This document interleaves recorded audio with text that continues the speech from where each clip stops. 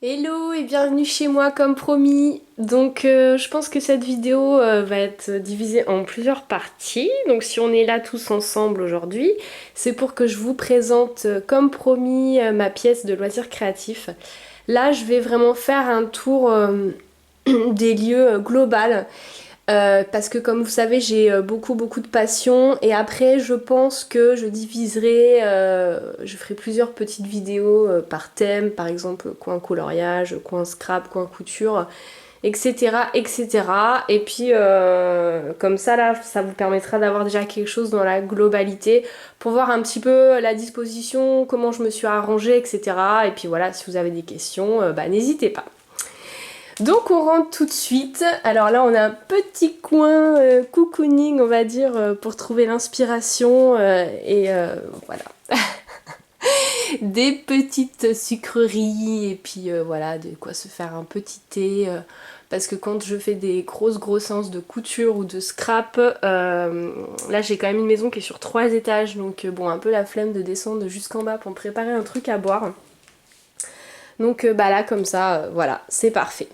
Alors dans l'entrée, on a, je vais fermer la porte, on a un meuble qui permet de faire une espèce de séparation et surtout qui me permet de ranger plein de choses. Sur le côté là, mon mannequin de couture, donc il s'agit d'un mannequin Singer qui là est réglé à ma taille en fait pour quand je crée des vêtements. Et là, ma petite machine à coudre adorée, qui n'est pas directement posée par terre, hein, parce que je voudrais pas l'abîmer, donc elle est sur un plateau avec des roulettes. Voilà, pas forcément très intéressant, donc là on a une bibliothèque, avec surtout des livres, mais également c'est là que je range les mini-albums que je fais en scrap. Et bon là il y a des albums un petit peu plus grands, il y a également je crois qu'il y a un truc avec des tampons bois. Et voilà. Là, vous pouvez voir quelques petites cartes qui sont des réalisations de scrapbooking également. Alors, on en revient de ce côté-là. Donc voilà un petit peu la vue. Vous allez voir, c'est une pièce qui est tout en long. Vous aurez le contre-jour, malheureusement, je pourrais pas y faire grand-chose.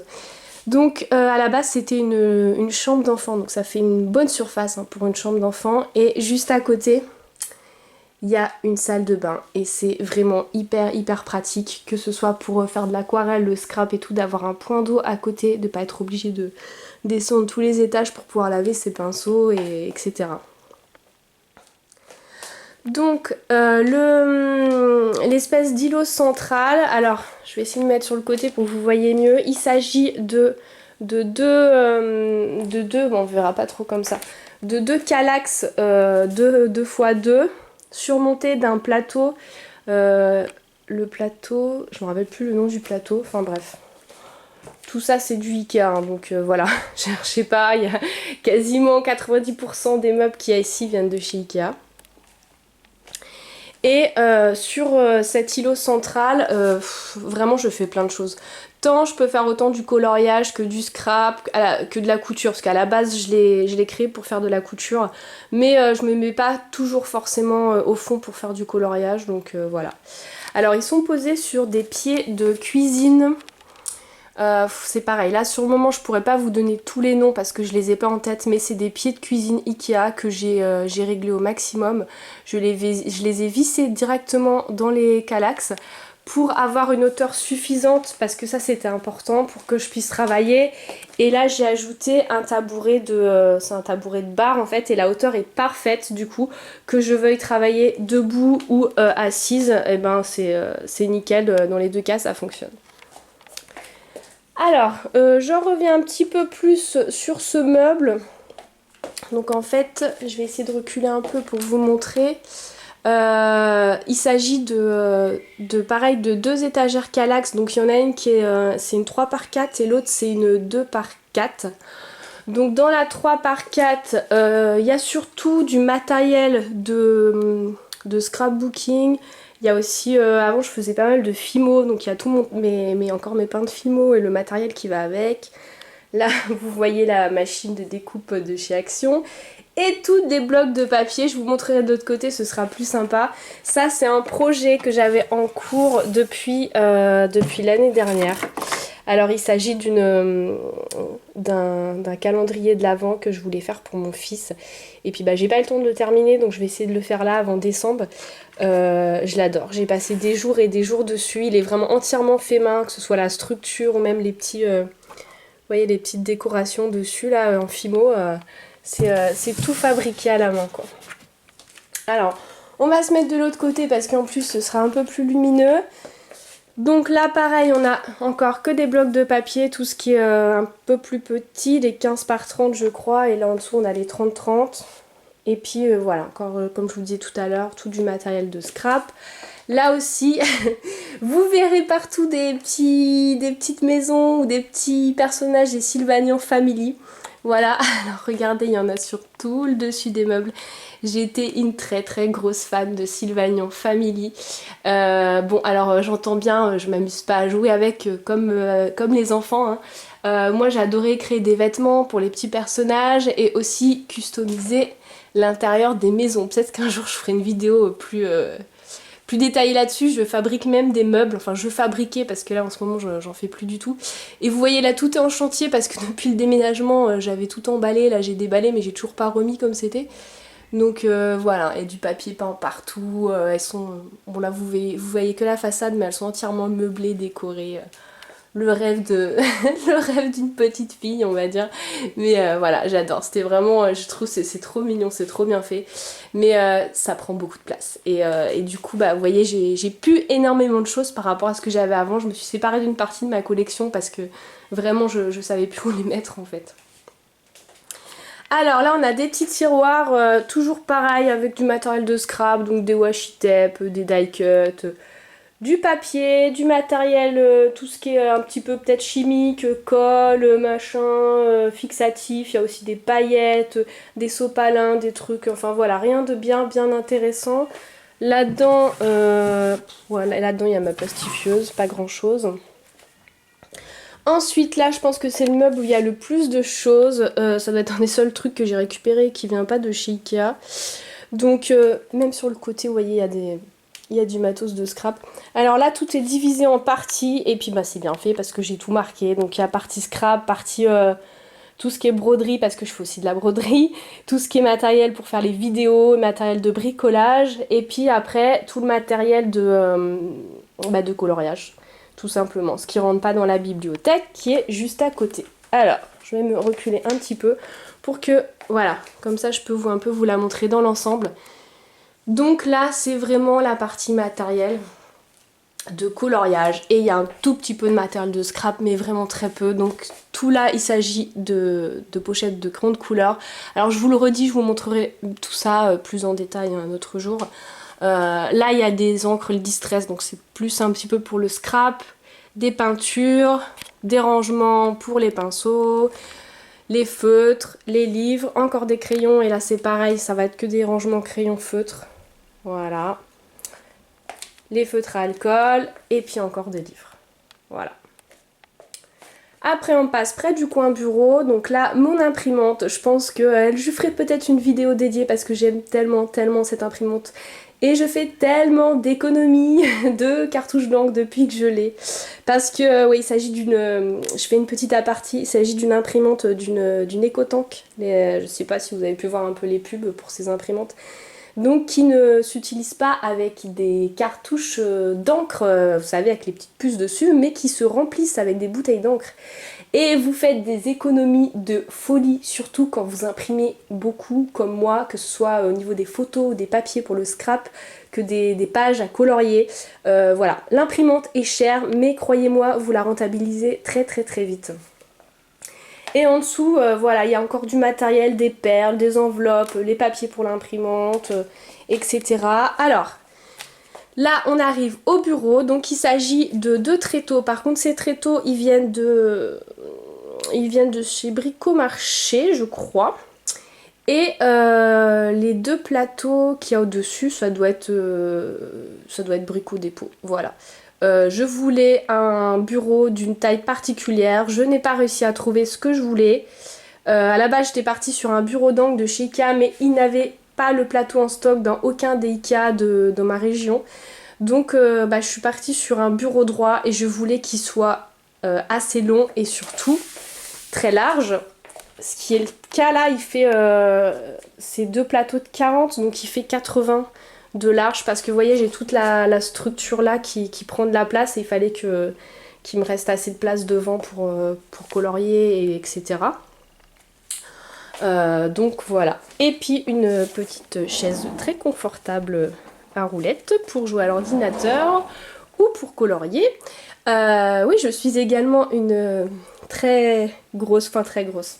Je me suis un petit peu calmée, mais je joue beaucoup aux jeux vidéo.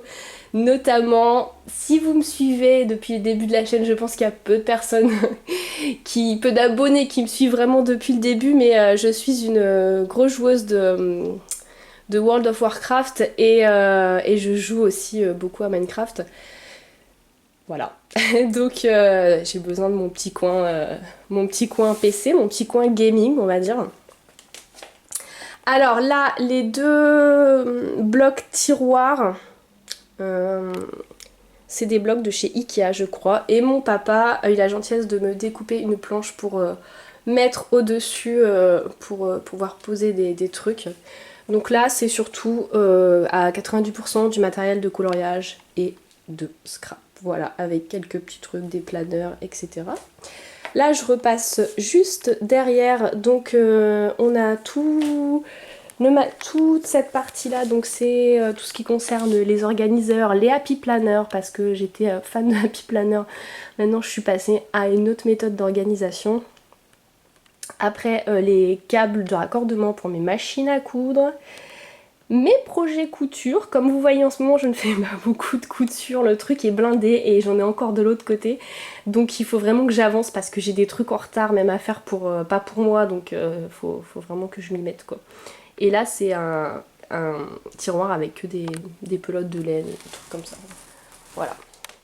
Alors sur le côté de la Kallax, j'ai fixé cet élément et c'est hyper pratique. Dedans je range tout ce qui est boutons, rubans, etc. Les petits éléments de couture qui ne rentrent pas dans les tiroirs que j'ai pu mettre ici. Voilà. Alors, toujours à côté du bureau, donc là on a voilà 2 meubles de tiroirs qui sont pour la plupart blindés, donc je reviendrai là-dessus plus tard. Voilà, alors vous voyez la pièce elle est quand même pas très lumineuse parce que comme on est sous rampant, on a juste une fenêtre pour une pièce qui est très longue. Du coup j'ai dû mettre un éclairage à LED parce que vraiment quand vous faites du scrap et tout, du coloriage, limite c'est à peine suffisant et pourtant ça aide des potes hein, cette lampe là parce qu'il faut vraiment avoir beaucoup de lumière sinon après bon... Le lendemain, à la lumière du jour, vous vous retrouvez avec des trucs qui ressemblaient pas du tout à ce que vous vouliez faire à la base. Voilà, la clim, super intéressant, mais bon, nécessaire quand vous avez une pièce dans les combles pour l'été. Voilà mon petit atelier créatif avec mon petit zip et puis Mrs Samovar à côté. Voilà, ma grosse Big Shot que j'utilise quasiment jamais, c'est bien dommage d'ailleurs, mais depuis que j'ai la décoratrice de chez Toga et puis la machine de découpe de chez Action, et du coup j'ai pas beaucoup de trucs en A4 à couper, donc voilà, elle reste là, ça décore on va dire.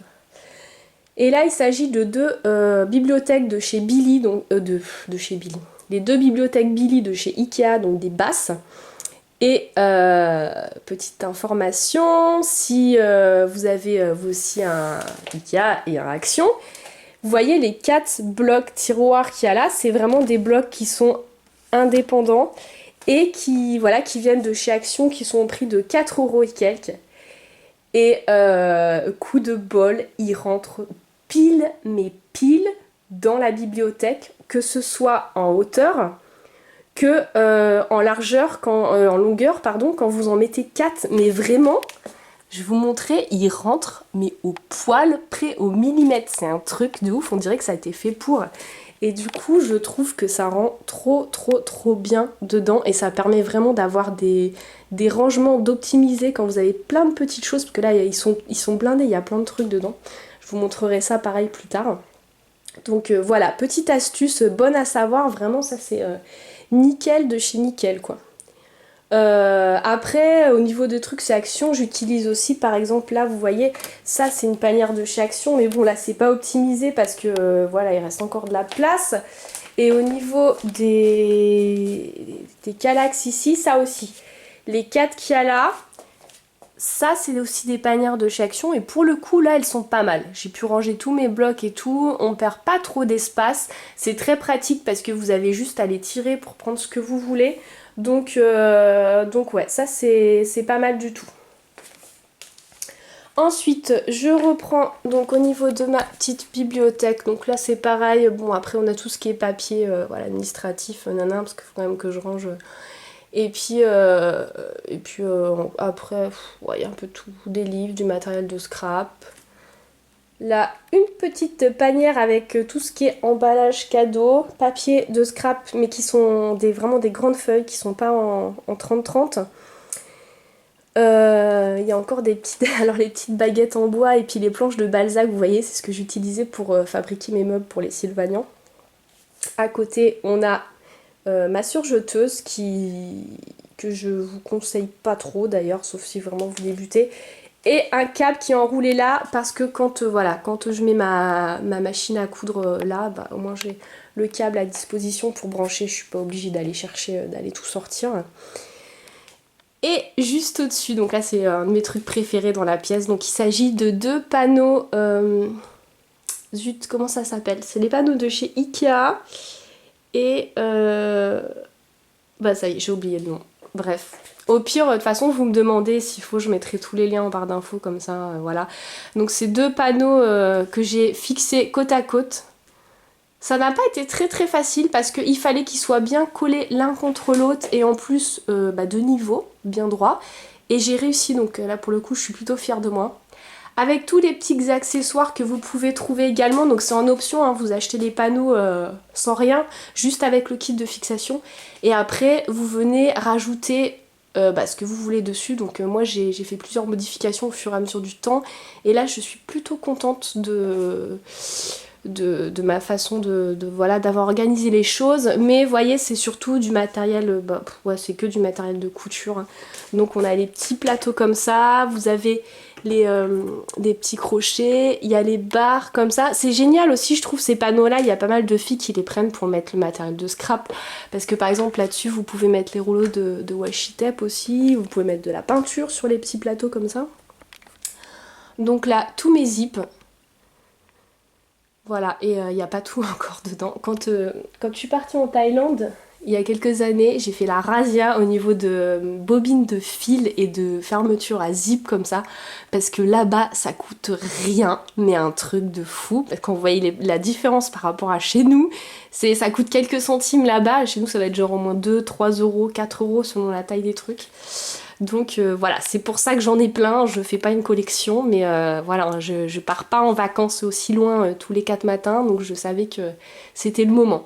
Donc là, mes règles de couture, du papier pour les patrons, là c'est super pratique, on va dire un sac à bazar où je mets tous les rubans, les restes de zip qui rentrent pas, voilà, les feutres pour quand je trace mes patrons. Un petit doudou que j'ai cousu moi-même.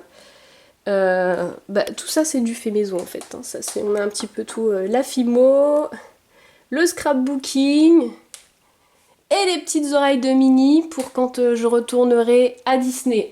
Voilà. Donc je pense que on a fait à peu près le tour. Voilà, comme je vous dis, c'était vraiment pour vous montrer un petit peu vraiment comment est organisée la pièce, parce que ça m'a demandé pas mal de réflexion, plusieurs semaines, même presque plusieurs mois, pour aboutir à ce résultat-là. Donc écoutez, dites-moi si vous avez des questions et si vous aussi vous êtes organisé une pièce comme ça, un atelier créatif, si vous avez des idées supplémentaires, des choses peut-être que je pourrais améliorer. Voilà, donc voilà, je serais ravie d'entendre tout ça et puis de partager tout ça avec vous. Sur ce, je vous retrouve très rapidement je pense pour vous détailler un petit peu toutes les parties. Donc je vous ferai une petite vidéo scrap, une petite vidéo colo et une petite vidéo couture, broderie, crochet, etc., etc. Voilà. Donc sur ces belles images, je vous fais des bisous et je vous dis à bientôt.